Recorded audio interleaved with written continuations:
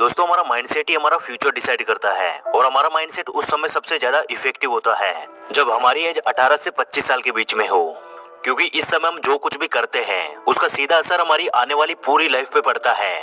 यदि आप इस समय खुद को गरीब और कमजोर समझते हैं तो यकीनन आपकी पूरी जिंदगी गरीबी और कमजोरी में ही निकलने वाली है।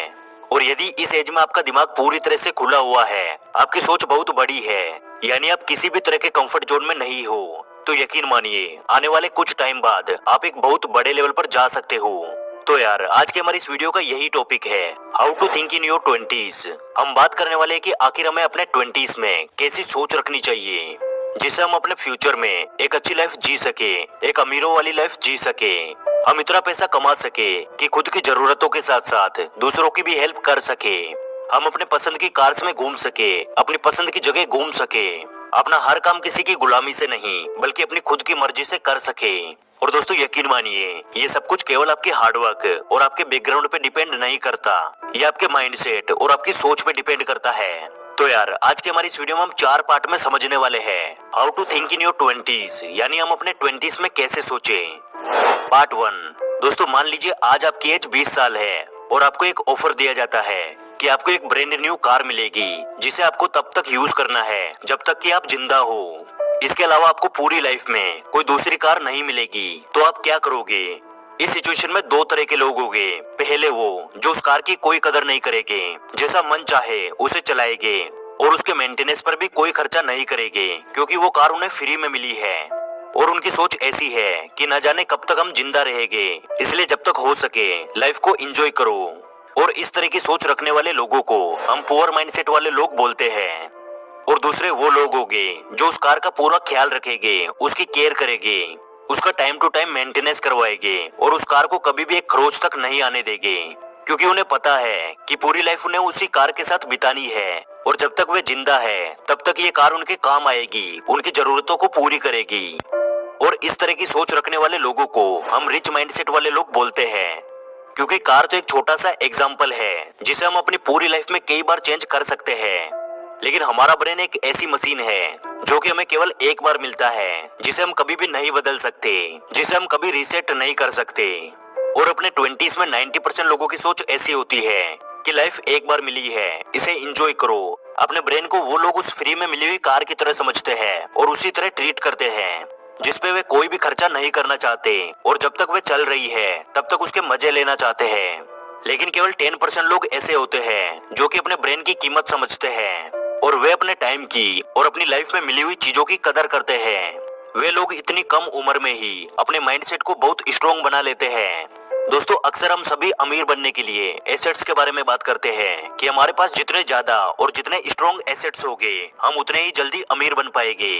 लेकिन 90% लोग जिनका पुअर माइंडसेट होता है उन्हें इस बात का कोई आइडिया नहीं होता कि हमारी लाइफ का सबसे स्ट्रॉन्ग एसेट्स कौन सा है जो हमें बहुत जल्दी अमीर बना सकता है या फिर हमें किसी भी लेवल पर पहुंचा सकता है। लेकिन जो 10% लोग होते हैं जिनका रिच माइंडसेट होता है उन्हें अपने 20 से ही इस बात का आइडिया होता है कि हमारा सबसे स्ट्रॉन्ग एसेट और कोई नहीं बल्कि हमारा ब्रेन है, हमारी सोच है, हमारा माइंडसेट है। और अब आता है इस वीडियो का पार्ट 2।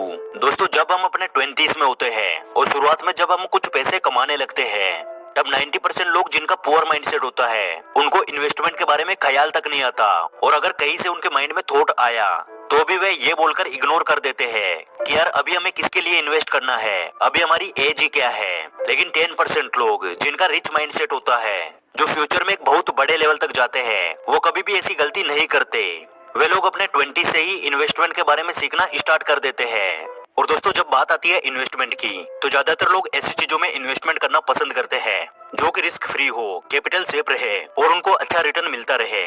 ऐसे लोग एफडी को प्रेफर करते हैं, बट एफडी का रिटर्न भी बहुत कम हो चुका है एंड उसके रिटर्न टैक्स फ्री नहीं होते। टैक्स पे करने के बाद इसका रिटर्न बहुत कम हो जाता है। ऐसे में गारंटेड रिटर्न प्लान आपको मदद कर सकता है। Guaranteed return basically fixed return plan होता है जिसमें आपको मैच्योरिटी पे एक फिक्स्ड अमाउंट तो मिलता ही मिलता है। On the top of this ये टैक्स फ्री भी होता है। यहाँ पे ध्यान दीजिए तो रिटर्न इज हाई एज 7.2%, साथ ही साथ इसका रिटर्न भी हाई है compare to FD and PPF. ये कम्प्लीटली टैक्स फ्री होता है। इसके साथ ही आपको लाइफ कवर भी मिलता है। इसे हम एक तरह का इंश्योरेंस भी कह सकते हैं। पॉलिसी बाजार पे आप ये चेक कर सकते हैं। इसका एक बेनिफिट और भी है।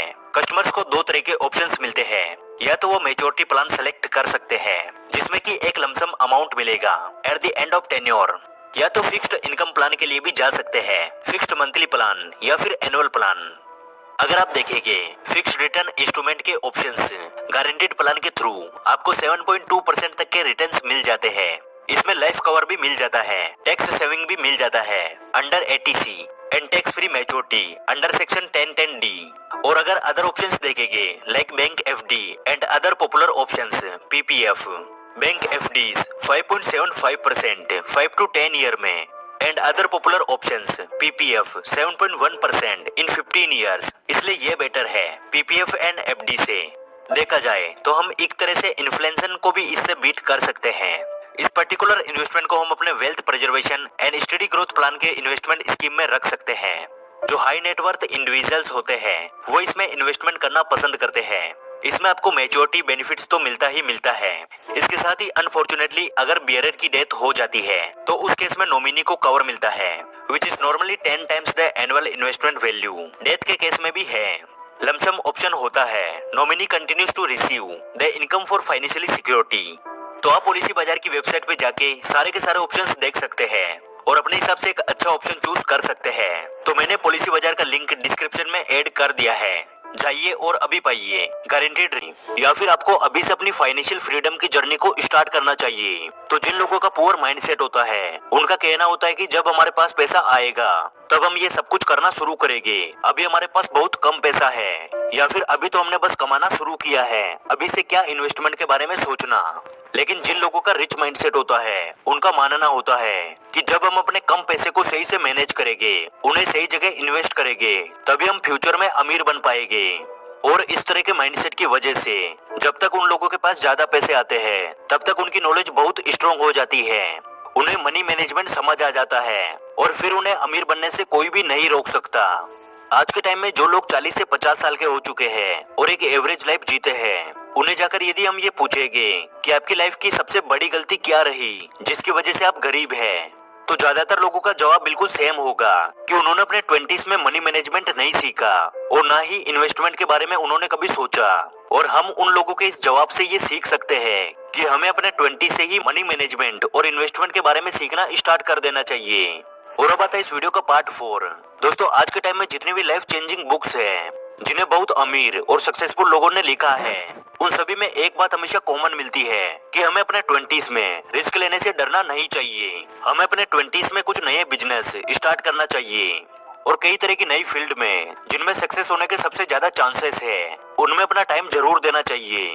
यानी जिस रास्ते पूरी दुनिया चलती है, पढ़ाई करना, फिर एक अच्छी नौकरी लगना और फिर पूरी लाइफ उसी नौकरी के पीछे निकाल देना, हमें उस रास्ते से हटकर हमेशा कुछ नई चीजें करने की कोशिश करनी चाहिए, जो कि केवल रिच माइंडसेट वाले लोग ही कर पाते हैं। बाकी जिन लोगों का पुअर माइंडसेट होता है वो हमेशा उसी रास्ते को चुनते हैं जिसपे सबसे ज्यादा कंपटीशन हो और जो सबसे ज्यादा आसान हो।